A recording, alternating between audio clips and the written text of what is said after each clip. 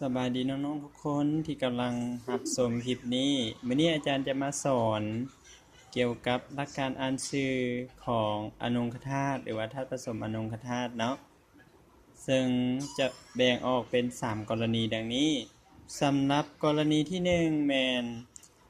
เราจะอ่านจากอาซิดอ่านว่าอาซิดคลอริดริกหรือว่าอาซิดที่บ่บรรจุออกซิเจนจะลงฮีดริกเนาะถ้าว่าไปเป็นธาตุผสมของเกลือให้อ่านว่ากะโลลัวหรือว่าอ้วเนาะตัวอย่างเช่น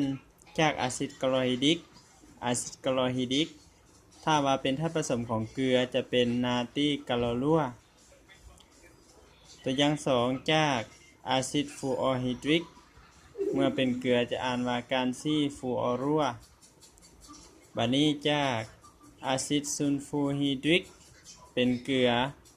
เมื่อกลายเป็นธาตุผสมของเกลือจะอ่านว่านาตรีซัลฟัว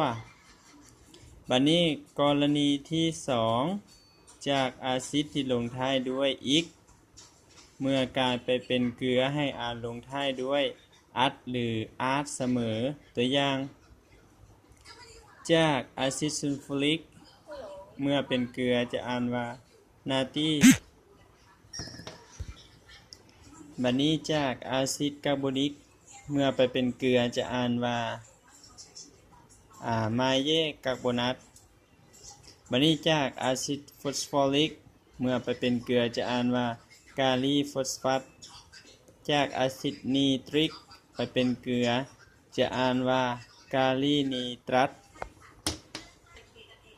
บัดนี้เข้ากรณีที่3จากกรณีที่3จากอาซิดที่ลงท้ายด้วย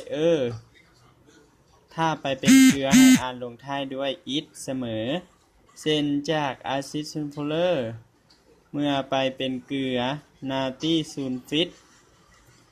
บัดนี้จากอาซิดฟอสฟอเรอร์เมื่อไปเป็นเกลือจะอ่านว่าอะลูมิเนียมฟอสฟิดจากอาซิดฮีโปแคลอเรอร์เมื่อไปเป็นเกลือจะอ่านว่านาตรีฮีโปแคลอริด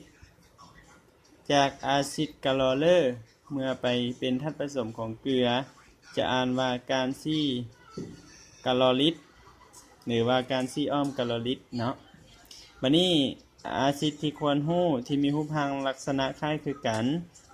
มีเพียงแต่แตกต่างกันคือจำนวนอะตอมตัวนี้เป็นอาซิดคลอริดริกอันนี้เป็นอาซิดฮีโปแคลอเรอร์อันนี้จะอ่านว่าอาซิดแคลอเรอร์อันนี้จะอ่านว่าอาซิดแคลอริกตัวนี้จะอ่านว่าอาซิดแปกแคลอริกสำหรับในการอ่านชื่อที่เป็นพื้นฐานก็มีเพียงเท่านี้ขอขอบใจ